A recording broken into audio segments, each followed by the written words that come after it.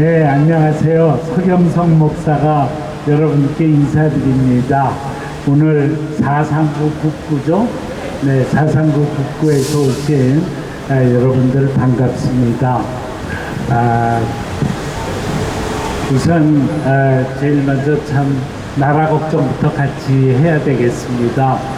저는 지금까지 살아오면서 문재인 같은 대통령은 처음 봅니다.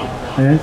어떠면은 지난 2년 동안 우리나라를 이렇게 철저하게 파괴하는 법이 어디 있습니까? 네? 그래도 우리나라가 참 세계 12번째 선진국으로 장래가 촉망되는 국가였는데 하루아침에 아주 폭삭 망하게 만들어버렸습니다.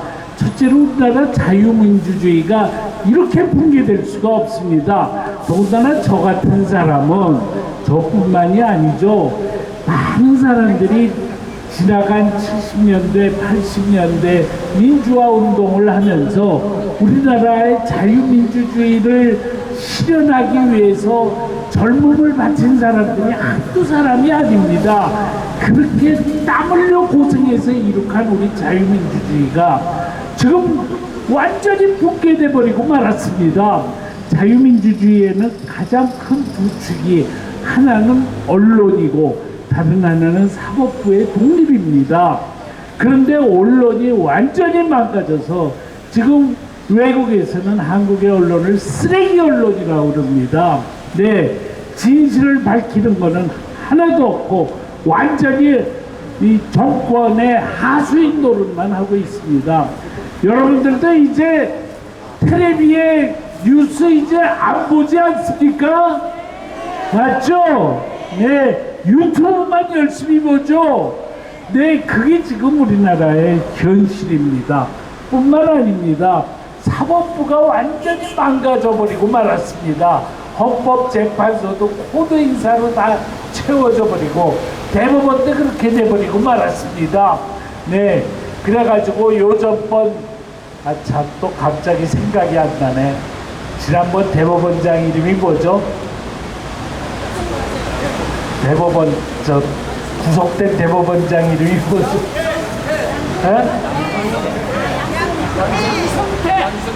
양승태. 양승태. 예. 이제 나이가 70이 넘으니까요. 자꾸 잘 생각이. 양승태 대법원장이 지금 구속되지 않았습니까? 재판 거래를 했다고 구속됐습니다. 그게 뭐냐? 박근혜 대통령이 생각할 때 이 강제징용에 대한 배상 문제를 갖다가 만약에 대법원이 일본이 배상 책임을 져야 된다 그러면 반드시 국가 간의 대립이 되는 일이 발생하니 이거에 대해서 대법원이 뭔가 심사숙고해야 된다. 박근혜 정부로서는 마땅히 그 얘기를 해야 되는 거죠. 또 양승태 대법원장도 그걸 아주 신중하게 받아들였습니다. 근데 그거를 재판 거래라고 그래가지고 구속시켰습니다. 바로 그러한 문재인 정권의 태도가 오늘 지금 이런 난리법석을 지금 만들어 놓은 겁니다. 청구권 협정을 보면은 2조에서 모든 한일 간의 그런 분쟁은 이 청구권 협정으로 최종적으로 완성된다 이렇게 돼 있습니다. 그리고 그 다음에는 3조에서 만약에 양 국가 간에 분쟁이 있을 때는 제3국을 통한 중재위원회가 해결한다 이렇게 돼 있습니다. 그러니까 요번에 이것이 문제가 되니까 일본으로서는 제3국을 통한 중재위원회를 거쳐야 된다라고 나오죠. 한국은 왜 안 하느냐? 한국은 제3국과 중재위로 가면 틀림없이 우리가 진다. 그래가지고 안 하는 겁니다. 그러면은 이게 뭘 의미하는? 아니 도대체 그러면 문재인 정권은 뻔히 분쟁이 되면은 질 줄 알면서 왜 그렇게 재판 거래다 그러고 구속시키고 그리고 이런 식으로 일을 처리했냐? 기가 막힙니다. 왜 이런 일이 발생을 했느냐? 문재인 정권이 기본적으로 친중 반일 정권이기 때문에 그렇습니다. 친중 반일 정권이니까 정권이 들어서자마자 박근혜 정부가 일본과 한 모든 합의를 전부 백지화시키고 그 다음에는 무슨 하다못해 무슨 별하별 말까지 훈환이 뭐니 다 이게 다 친일 잔재다 그래가 없애버리고 아니 교과도 그게 무슨 교과를 제정한 사람이 무슨 과거에 친일을 했다 그러니까 그것도 바꾸고 별하별 기가 막힌 일들이 발생을 했습니다. 근데 사실은 제가 일본 얘기를 하면은 좀 해야 될 얘기가 있는데요. 지금 우리나라는 친중 반일로 가야 되는 게 아니라 반중 친일로 가지 않으면 안 됩니다. 예, 지금 중국이 뭘 합니까? 뒤로 북한을 갖다가 도와주고 북한을 살게 해주고 핵을 그대로 유지하도록 뒤에서 도와주는 게 그게 중국 아닙니까? 그러면서도 온갖 사드 배치했다고 비난하고 온갖 혹독한 그런 공격을 갖다 우리한테 해내고 있지 않습니까? 그런데도 문재인은 중국에 가서 혼자 혼밥 먹고 차별당하고 땡땡당하고 그러면서도 한마디도 하지 못하고 있지 않습니까? 그리고 반대로 일본에 대해서만 저런 식으로 하고 있습니다. 그런데요 여러분 지금 미국이요 북핵을 지금 동결하는 게 좋겠다는 이야기가 지금 미국에서 자꾸 나오고 있습니다. 그렇게 나오는 이유도 북한이 절대로 핵을 폐기하지 않을 것이 너무나도 명백하니까 우선 자기네 선거라도 좀 제대로 치르자. 그러니까는 동결 얘기가 지금 자꾸 나오고 있지 않습니까? 만약에 동결이 되면 어떤 결과가 나느냐? 그게 바로 북핵을 인정하는 게 되는 겁니다. 예, 북은 그다음부터는 핵 보유국이 되는 겁니다. 여러분, 핵 보유국이 되면은 어떻게 해야 되느냐? 우리 남한은요, 북의 핵을 이고 살아갈 수가 없습니다. 그렇게 되면 우리도 그거에 대해서 맞대응하지 않으면 안 됩니다.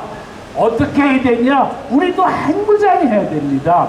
만약에 핵무장을 못하게 만약에 미국이 막으면은 그러면 미국의 전술핵이라도 여기다가 배치해라. 한국 땅에다 배치하고 한국과 미국이 공동 관리하자. 이렇게 나가야 됩니다.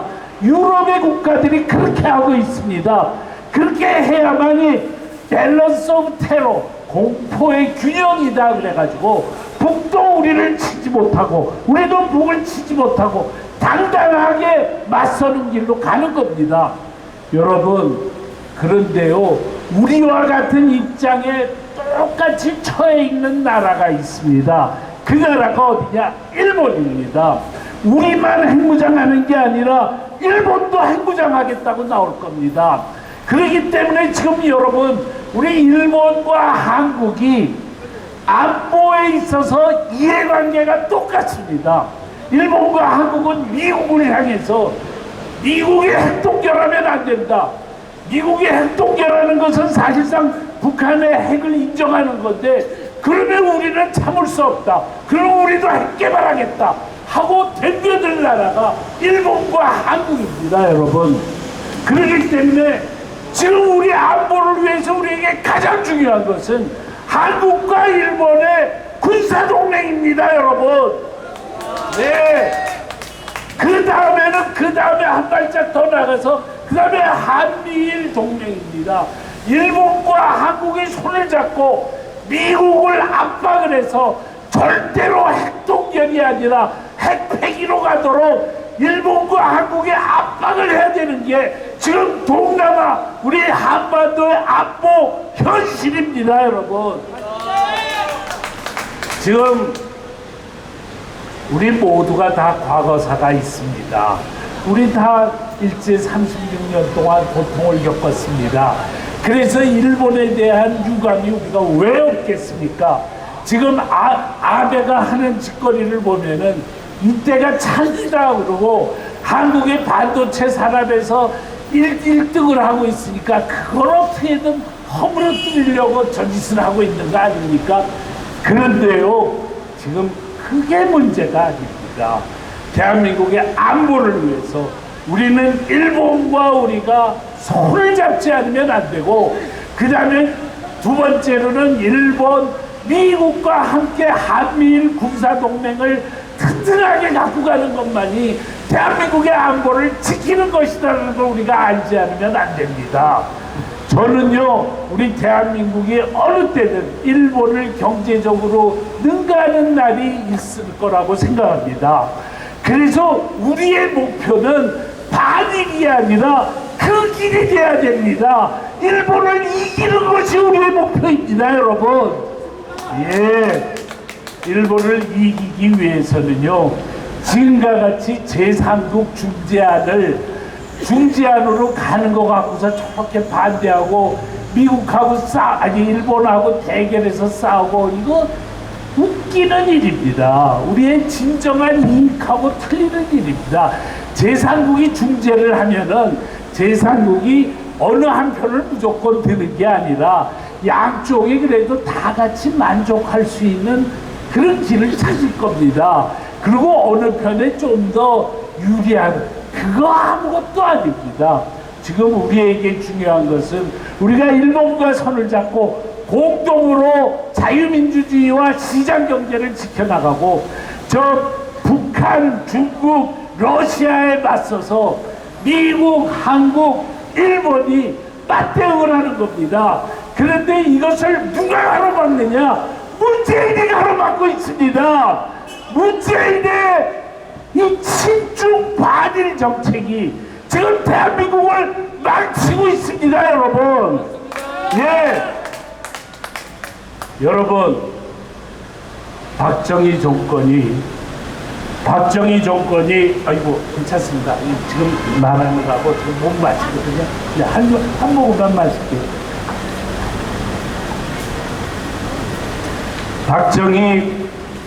박정희 대통령이 청구권 협정을 할 때 그분이 하신 말씀이 참 감동적입니다.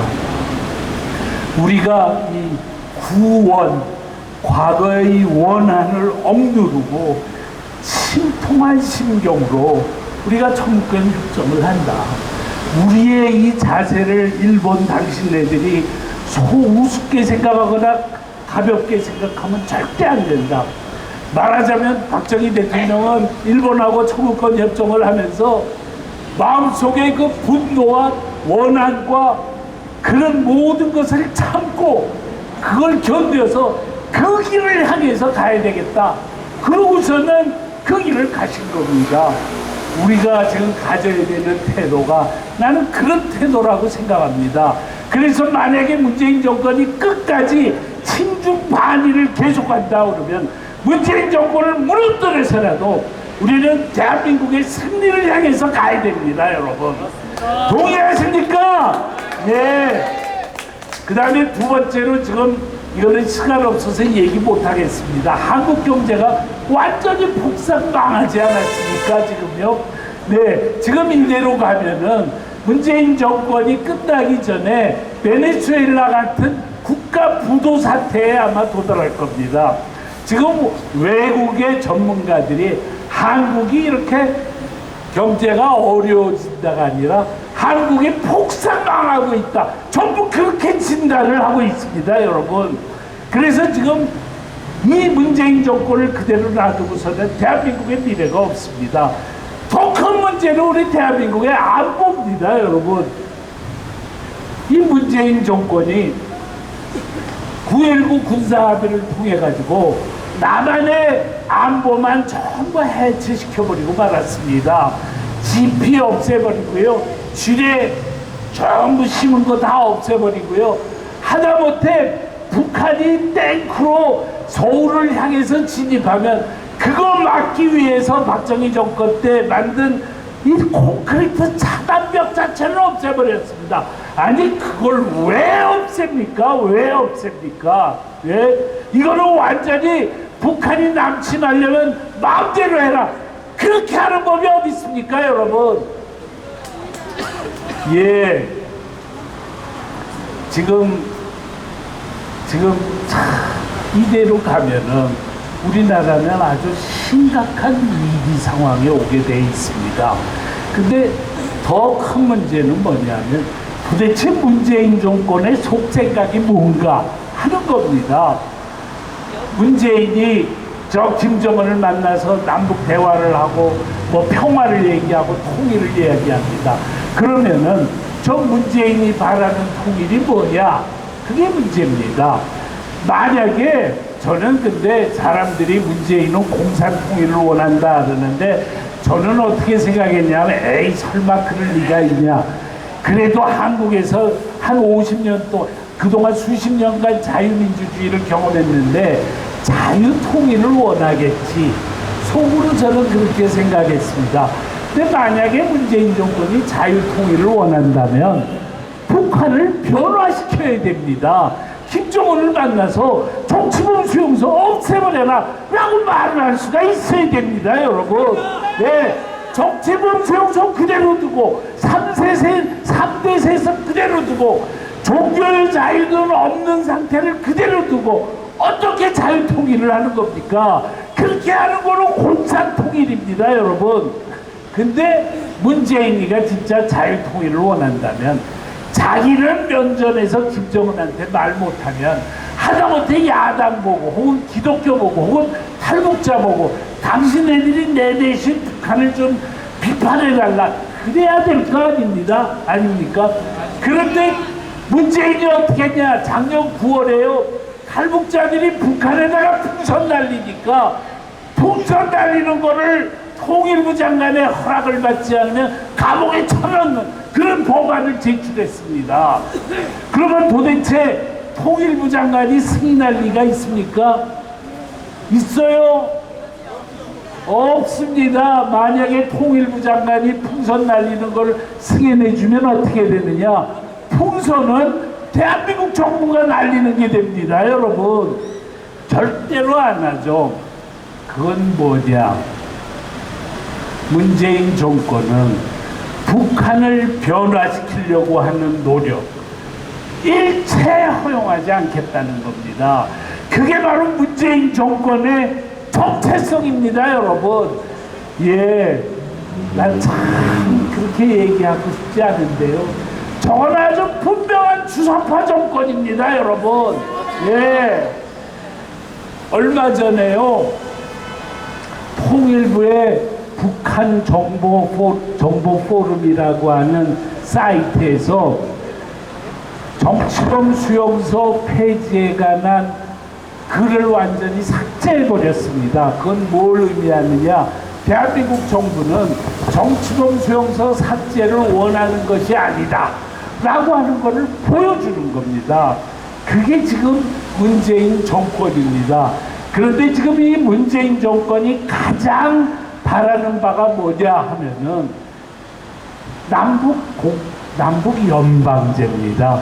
내년 총선에서 만약에 문재인 정권이 이기면은 자기네 가장 최고의 전략이 최고의 공약이 남북 연방제인데 연방제는 할 겁니다. 그렇게 되면 남과 북이 막 교류하고 그렇게 되지 않습니까? 사실은 그렇게 되면 제일 걱정하는 나라는 북한입니다. 교류가 있으면 있을수록 북한이 무너질 가능성이 커지는 겁니다. 그러면 북한이 무너지지 않기 위해서 뭘 하느냐? 남한을 촉화시킵니다, 여러분. 예?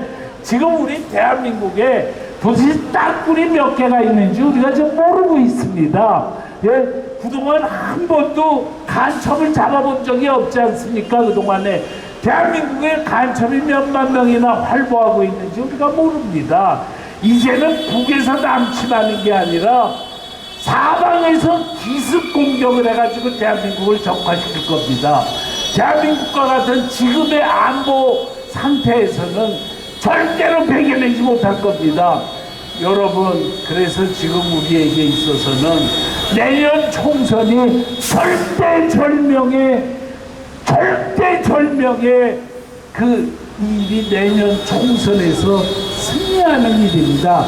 이것이 없으면요, 우리는 매일매일 적화될 것을 고민하면서 걱정하면서 살아가지 않으면 안 됩니다. 여러분들 제 말에 공감하십니까? 예. 그래서요, 지금 우리는 너무나도 심각한 상황 속에 놓여 있습니다. 그런데요, 지난번 창원 성산에서의 그 보궐선거 결과를 보면은 이미 대한민국 국민이 다 등을 돌렸습니다. 창원 성산구는 저 민노총의 본거지로서 한 번도 우파가 당선된 적이 없는 곳입니다. 그렇지만 지난 선거에서 자유한국당이 막판까지 이기다가 마지막에 졌습니다. 만약에 대한애국당이 출마만 하지 않았더라도 자유한국당이 이겼을 겁니다. 그래서 지난번 그 선거 결과를 보니까요, 더불어민주당은 아주 그냥 벌벌 떨었습니다, 여러분. 네. 그리고 그대로만 가면은 경상남도는 전부 우파가 힘쓸 겁니다. 경상남도뿐만이 아니라 영남은 완전히 우파가 승리합니다. 여러분, 우리가 이제는 절대로 지난번 지자체 선거의 악몽에서 빨리 벗어나야 됩니다.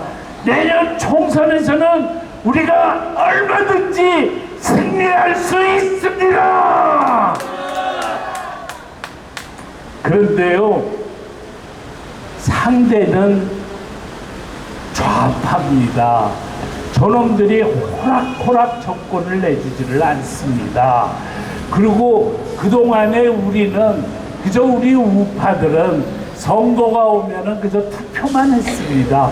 박수만 쳤습니다. 자유한국당에 알아서 잘 하려니 그렇게 생각을 했습니다. 그렇지만 이제는 절대로 그렇게 생각해서는 안 됩니다. 왜 우리가 지금 이 모양 이 꼴이 됐습니까? 자유한국당의 웰빙 국회의원들이 촛불 집회가 일어나니까 그걸 보고 벌벌 떨고 허겁지겁 무릎 꿇고 탄핵에 도장 찍는 바람에 그렇게 됐습니다, 여러분. 예? 저 웰빙 국회의원이 문제입니다, 여러분. 그렇기 때문에요, 이제는 우리 애국 시민들이 이제는 절대로 자유한국당 믿지 못하겠다. 우리가 나서서 임진왜란 때 의병부대처럼 의병부대를 만들어야 됩니다, 여러분. 오늘 이 자리에 모이신 분이 지금 사상구와 북구죠. 사상구 손 들어보십시오. 사상구 아이 높이 들어주세요. 네, 사상구는 많이 못 오셨네요. 북구 손 들어봐 주세요. 와, 북구가 전부 오셨네요. 예, 감사합니다. 우리 지금 자민총과 지금 새한국이 그동안에는 부산에서 부산시 집회만 하다가 왜 지금 이렇게 각구를 돌면서 집회하게 되었느냐? 그 이유는 바로 여러분들을 만나기 위해서입니다. 여러분들을 만나서 의병부대를 만들기 위해서입니다. 여러분들이 의병부대를 만들어야만 우리가 총선에서 확실하게 승리하기 때문입니다. 여러분들 동의하십니까? 예. 우리 다 같이 박수를 치십시다. 우리 의병부대를 만들자! 박수 치십시다! 예. 예. 그러면 지금부터요, 저는 우리 의병부대가 뭘 할 것인가를 지금 말씀을 드리겠습니다. 그동안 부산에서 오늘은 좀 숫자가 좀 적게 왔습니다. 그러니까 북구는 많이 오셨는데 사상구가 적게 오셨네요. 사상구 오신 분들은 반성하셔야 되겠습니다. 그런데요, 그동안에는 이렇게 두 개구를 묶어서 하면 항상 100명이 모였습니다. 100명이 오도록 하기 위해서 우리가 사람들에게 문자를 보통 3,000명에게 보냈습니다. 한 3,000명에게 보내면 100명이 옵니다. 문자만 받고도 옵니다. 왜 그러냐? 우라통이 터지기 때문에 그렇습니다. 그런데 만약에 우리가 3,000명한테 문자를 보내지 않고 3만 명한테 문자를 보내면 어떻게 될까? 그때는 우리가 500명, 600명이 모일 겁니다. 그렇지 않습니까? 예. 그러면은 우리 지금 자민총과 새한국의 계획은 뭐냐면 3만 명한테 문자를 보내자는 겁니다. 그걸 보내려면 어떻게 하느냐? 자원봉사자들이 있어야 됩니다. 3만 명한테 문자를 보내려면요, 거의 80만 원이 듭니다. 하나 보내는데 28원이거든요. 그렇지만 자원봉사자가 자기가 보내면요, 공짜로 보낼 수 있습니다. SK텔레콤 스마트폰을 가지신 분은 400명에게 공짜로 보내고, 그 다음에 LG나 KT를 가진 사람은 200명에게 문자를 보낼 수가 있습니다. 오늘 이 자리에 계신 여러분들이 전부 자원봉사자가 되겠다 그러면 여기 북구와 사상구? 나 자꾸 잊어먹어서. 이게 나이가 들면이고 할 수가 없어요. 북구와 사상구에 있는 3만 명한테 여러분들이 얼마든지 다 문자를 보낼 수 있습니다. 그러면 9월달이 되면은 우리가 여기서 다시 모이자 그러면 500~600명이 모일 수가 있습니다. 그 다음에 그 500~600명이 모인 사람들이 또 다시 자원봉사자가 전부 되면은 한 선거구에서 1000명씩 모일 수가 있습니다.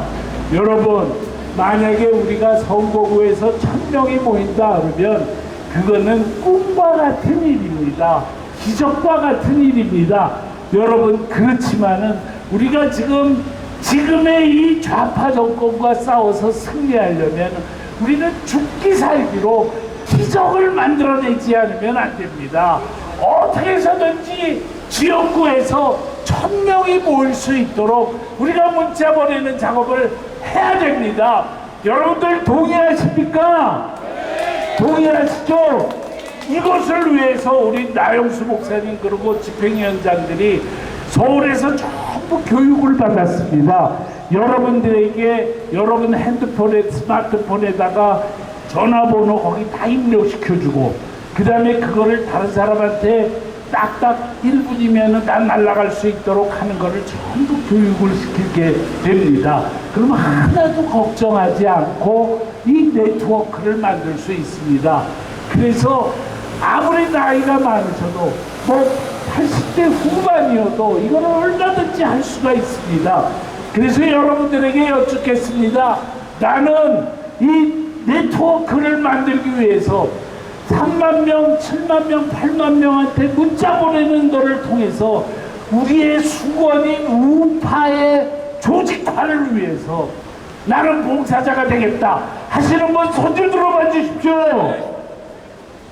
예, 아이고, 태극기 흘려들어줘서 감사합니다. 네, 저희가요, 이제 여러분들에게 전부 전화를 드려서 그거를 부탁할 예정입니다. 제가 지금 서울의 용인시에서 애국 시민들에게 이거 지금 교육하는 일을 하고 있습니다. 저부터 나서서 배워서 해야 되겠다 그래서 제가 그 과정을 다 배웠습니다. 전화 작업을 다 하니까요, 2명이면 1명은 하겠다고 그러더라고요. 2명 중에 1명이 하겠다고 하면은 우리는 얼마든지 정보라는 네트워크를 성공적으로 만들 수가 있습니다. 그래서 그게 아주 중요하고요. 그 다음에 두 번째는 뭐냐면 이 팜플렛입니다. 이 팜플렛 조금 전에 강병 스님께서 말씀하신 건데요. 이것은 문재인 정권의 실정을 아주 낱낱이 밝힌 것입니다. 이거를 읽기만 하면 전부 우파가 됩니다. 그래서 우리에게 있어서는 내년 총선 승리는 어떻게 하면 되는 거냐? 이거를 300만 부만 배포하면 그러면 우리는 무조건 승리합니다. 그래서 이걸 어떻게 배포할 것이냐가 문제거든요.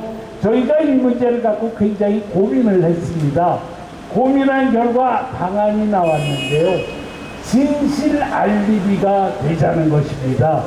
진실 알리비가 하는 일은요, 본부에다가 이거를 400불을 신청하는 겁니다. 이게 한 부에 280원이거든요.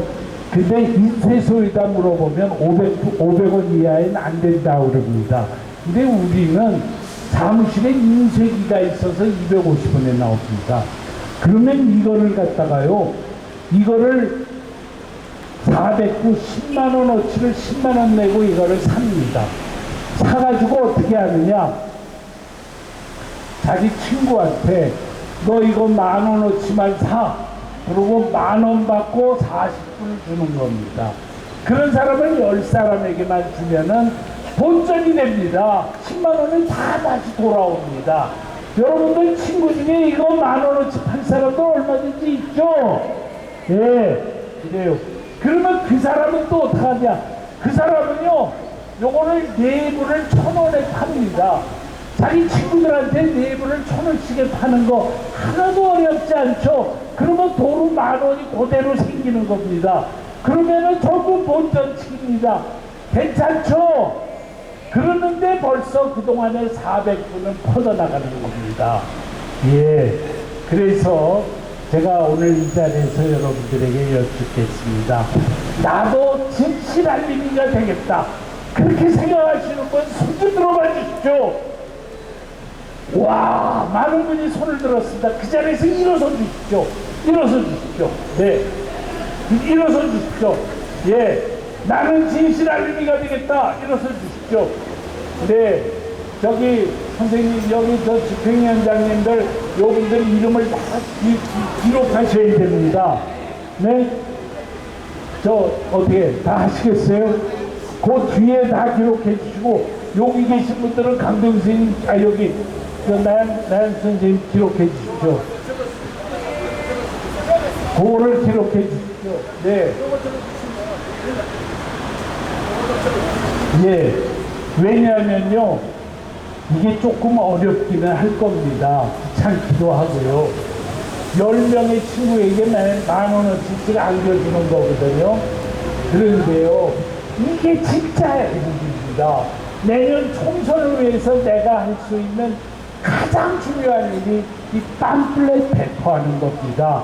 그래서 여러분들 이거를 갖다가 피곤하다고 그러지 마시고 기탄 없이 해주시기를 부탁드립니다. 우리 전국 격려의 박수를 부탁드립니다. 예, 감사합니다. 그 다음에 우리가 세 번째로 하려는 거는 뭐냐면, 우리가 각자 종교가 있습니다. 기독교가 있고 불교가 있고 카톨릭이 있습니다. 그쪽으로 다 파고 들어가 가지고 그 교회에서도 문자 보내고 팜플렛도 배포하고 성당에서도 사찰에서도 그렇게 해서 전부 우리 세력으로 만드는 거, 그게 세 번째 할 일입니다. 그 다음에 마지막으로 할 일이 있습니다. 이게 아주 중요한데요, 정치개혁 국민연합을 만들자 하는 겁니다. 이건 해서 뭘 하겠다는 거냐, 내년에 4월 15일 총선하기 한 달 전에 자유한국당이 공천을 합니다. 공천하기 한 달 전에 우리가 투표로 공천을 하는 겁니다. 그래서 사람을 선출해가지고 그 사람에게 공천을 줘라, 그리고 자유한국당에다가 들이미는 거를 하는 겁니다. 지금 자유한국당은요, 물갈이를 해야 된다, 이렇게 생각하고 있습니다. 저는 당협위원장 물갈이는 꼭 필요하다고 생각합니다. 왜냐하면요, 당협위원장으로 임명될 때 자유한국당이 인기가 없을 때입니다. 별 볼 일 없는 사람들이 막 저 당협위원장으로 임명이 돼서 그 사람들 갖고는 선거를 치를 수가 없습니다. 그래서 물갈이를 해야 되는데, 물갈이의 기준이 중요합니다. 물갈이를 비박계 입장에서 친박을 내치거나 친박계 입장에서 비박을 내치면 당이 두 쪽이 나버리고 맙니다. 그렇게 하면 안 되고요. 웰빙 후보를 싸움다 후보로 바꾸는 그런 물갈이를 해야 됩니다, 여러분. 맞죠? 그거는 우리가 할 일입니다, 여러분.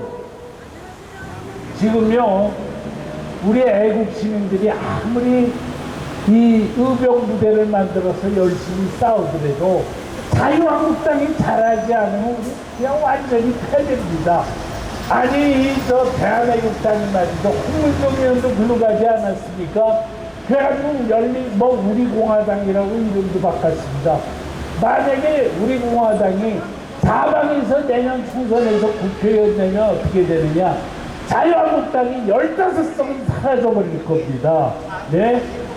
지난 2012년에 박재일 교수가 국민생각당이라는 걸 만들었는데 그게 0.73%밖에 지지를 못 얻었습니다.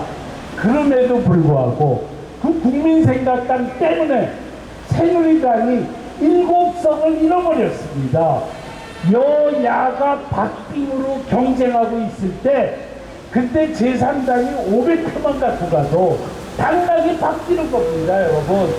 저 더불어민주당은 대한애국당에다가 막 뒤로 공작을 해가지고 우리가 너 돈 대줄 테니까 제발 출마하라 그런 짓으로 갈 겁니다.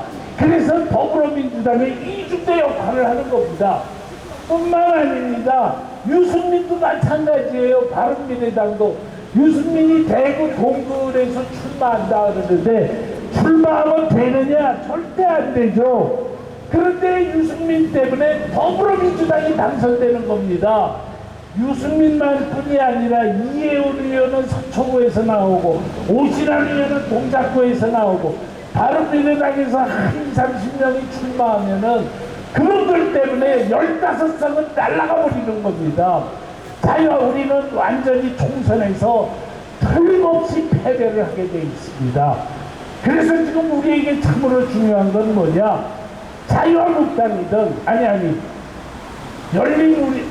열린민주당 아니지. 대한애국당이든 바른미래당이든 다 자유한국당으로 하나가 돼야 됩니다, 여러분. 예. 아무리 우리가 유승민이가 되기 싫어도 다 끌어들이지 않으면은 우리가 망합니다, 여러분. 제일 안타까운 거는 뭐냐면 도대체 황교안 대표가 박근혜 대통령 탄핵 진상규명을 안 하고 있는 일입니다. 지금 황교안 대표는 반드시 박근혜 대통령 탄핵 진상규명을 해야 되거든요. 그래가지고 김무성도 와라, 유승민도 와라, 조원진도 와라, 홍문종도 와라 다 모여가지고 도대체 박근혜 대통령이 잘못한 게 뭔지 다 얘기해보자. 그 다음에 박근혜 대통령이 억울한 것도 다 얘기해보자. 이거 전부 내놓고 논의를 하면요 결국은 탄핵은 잘못됐다고 결론이 나올 수밖에 없습니다, 여러분. 그렇게 되면은 자유한국당이 전부 나서서 탄핵을 국민 앞에 사죄하고 그 다음에 전부 하나가 돼야 됩니다. 싸우지 말고 대동단결을 해야 됩니다. 예, 우리가 그렇게 하도록 하기 위해서는 우리가 강력한 힘을 구축해서 자유한국당을 압박해야 됩니다, 여러분. 바른 말을 해야 됩니다. 자유한국당을 구경만 하고 있으면 안 됩니다. 아시겠습니까? 예, 그래서요 우리가 이런 일들을 열심히 해가지고 꼭 내년 총선에서 반드시 승리합시다. 예, 감사합니다. 자, 우리 음악 하나 듣고 넘어갑시다. 자.